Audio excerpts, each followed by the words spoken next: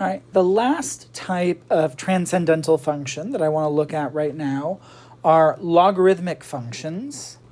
And they look something like f of x equals log base a of x. And we haven't talked about what inverse functions are yet. But if we have a function, the inverse function kind of undoes what the original function did.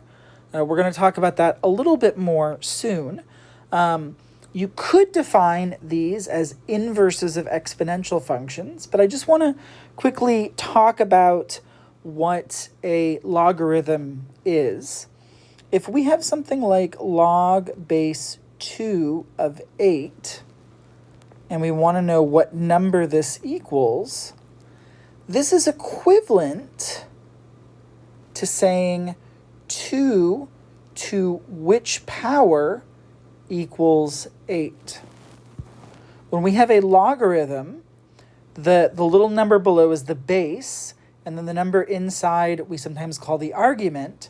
And the logarithm is asking which power can we raise the base to get the number inside, the argument. So this is saying 2 to what power is equal to 8.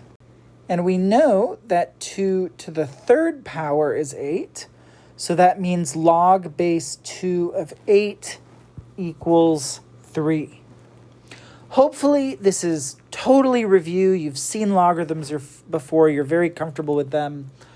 If not, you're going to want to spend some time on your own reviewing them because we will see a decent number of logarithms and you want to be acquainted with them over the course of the semester. But if we were to look at f of x equals log base 2 of x, this is the function where for any input x, we're asked which power of 2 can we raise to get to x. Now, I want to take a look at what the graph of this looks like. And to do that, we're going to want to make a table of values. So let's pick x values that are nice powers of 2. That makes our life easier. Well, what are the powers of 2? Well, 2, 4, and 8 are powers of 2 that correspond to nice x values on this graph. 2 to the what power is 2? Well, 2 to the first power is 2. 2 to what power is 4? 2 to the second power is 4. And 2 to which power is 8? We already saw that. 2 to the third power is 8. So this gives us 3 points on the graph. 2, 1, 4, 2, and 8, 3. 1 is also a power of 2. What power can we raise 2 to get 1? Well, the answer there is going to be 0, because anything to the 0 is 1. So that's going to give us the point 1, 0. We can also easily plug in 1/2. 2 to which power is 1/2?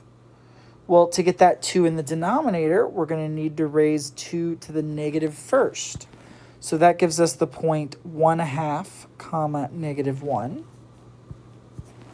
We can't put in a negative quantity here, for example, -4, because you can never raise 2 to a power and end up with a negative. So that's going to be undefined.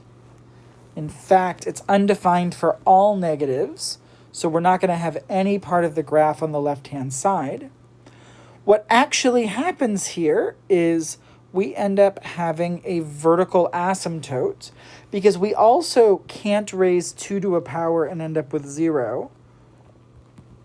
So this function is also not defined at 0.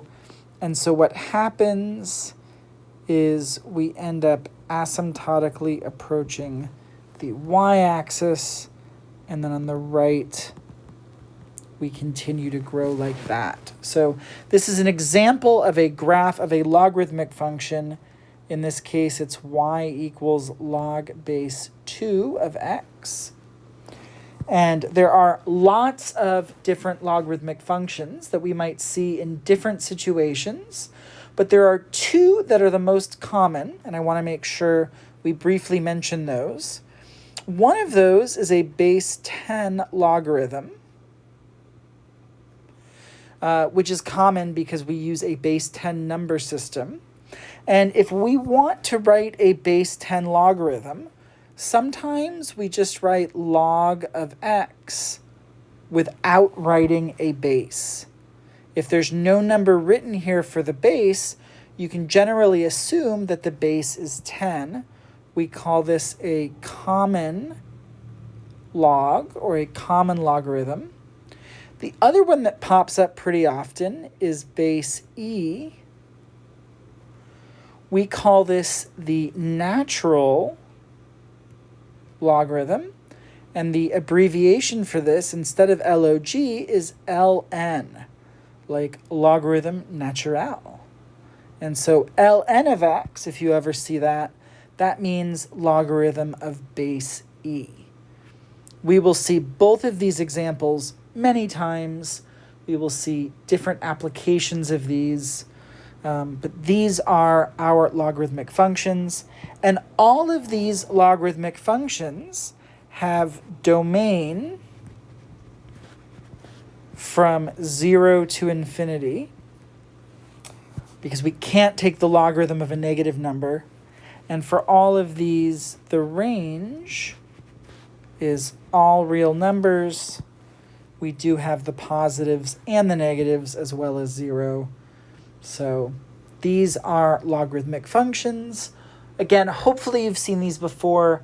I just wanted to do a brief review of different types of functions so we could see what they are and look at domains and ranges and graphs and things like that. But the expectation here is that you have seen these before. So anything in these lessons that feels super new is something you'll want to spend extra time reviewing to get comfortable with it.